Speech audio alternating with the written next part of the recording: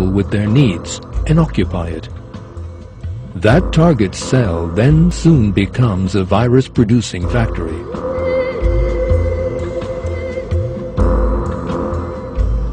At the first stage, the virus very carefully identifies whether or not the cell is suitable for it.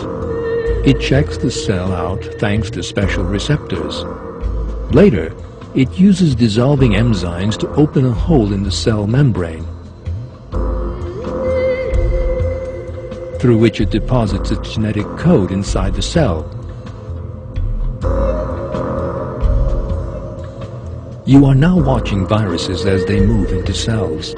The cell, unaware that anything is wrong, continues with its normal activities. It begins to copy this new DNA, imagining that it is creating the proteins it needs. Because of this clever strategy, the cell soon becomes a factory creating its own enemy. Shortly afterwards, the cell becomes full of viruses and explodes. The new viruses that are given off will continue to implement this intelligent reproduction strategy in other cells. Viruses are rather selective. Different types of viruses attack different structures in our bodies. Rabies attacks the cells which constitute the tissue of the brain. Various cold viruses head for the cells covering the nose and the sinuses. The mumps virus only infects the saliva glands in our mouth. The hepatitis virus settles in the liver. The flu infection is the most difficult for our immune system to deal with, as every year a new flu virus causes the epidemic. And every winter we encounter that virus for the first time. Our immune system has to put up a serious fight in the face of flu viruses with different characteristics. That is the reason for the production of a new flu vaccine every year. This deep freeze contains various flu viruses. Each container holds a generation of flu which gave rise to an epidemic in a different year.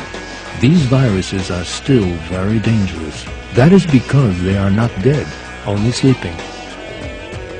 If you warm up and inhale the 1980 season flu virus, you will fall ill.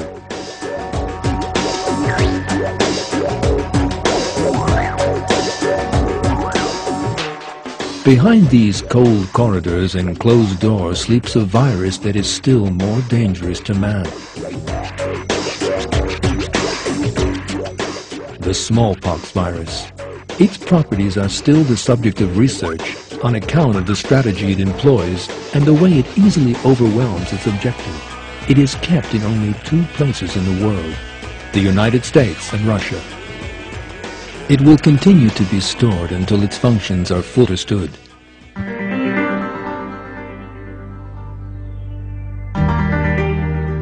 It is evident that viruses behave within a most effective strategy and plan. To such an extent, in fact, that the properties possessed by a virus are totally designed in such a way as to make use of the system within the cell. It is obvious that the virus has a creator who is also perfectly aware of the very complex working principles that the cell possesses. There is no doubt that this creator is Almighty God, who creates both the virus and the cell in which it will settle from nothing. We did not create the heavens and earth and everything between them except with truth.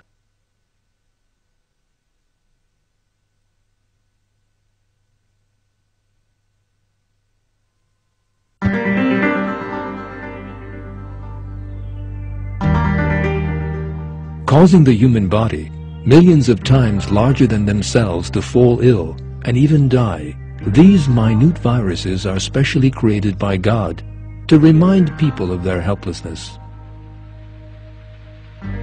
It is God who creates sickness and who restores us to health. Viruses are created as the cause of sickness. The cure is hidden in our immune systems, another miracle of creation within our own bodies.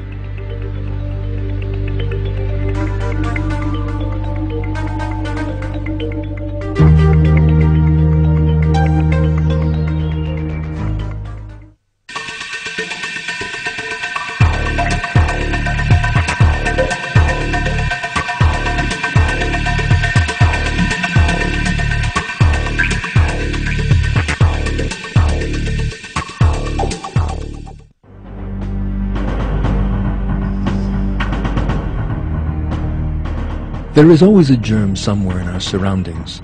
If it happens to be a virus, then that means the danger is a serious one. When the virus enters our bodies by the nose or mouth, it seeks out a suitable cell for itself. However, there is a defending army ready to receive it.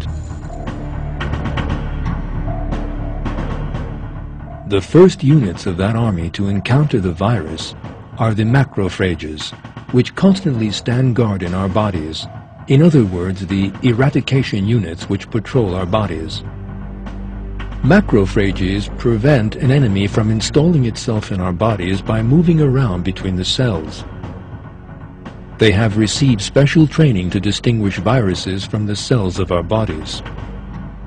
Due to their structure, they can head for a number of targets and destroy several germs at the same time.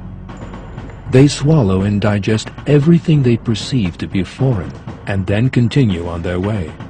If the enemy is in such numbers as to overwhelm the attacking macrophages, then the macrophages secrete a substance known as pyrogen.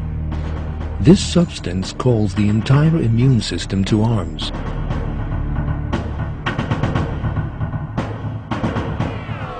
Pyrogen also stimulates the temperature-rising center of the brain, causing a fever. A person whose temperature is going up will naturally feel the need to rest. He is thus prevented from expending his energy in any other way, and all the body's energy is diverted to the war. Before the war begins, it is essential for the defense system to have knowledge of its enemy and to gather intelligence.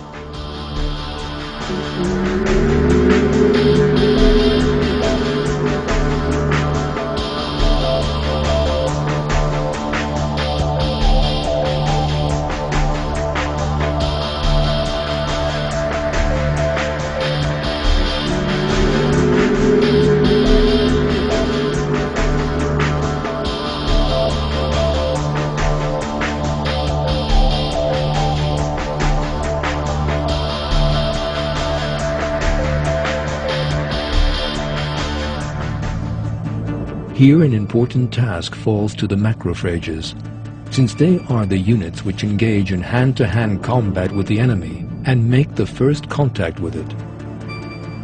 To that end, when the macrophages catches and swallows a virus, it carries a part unique to the virus as an information packet in such a way as to be recognizable from the outside. This is intelligence information prepared for the immune system's helper T cells.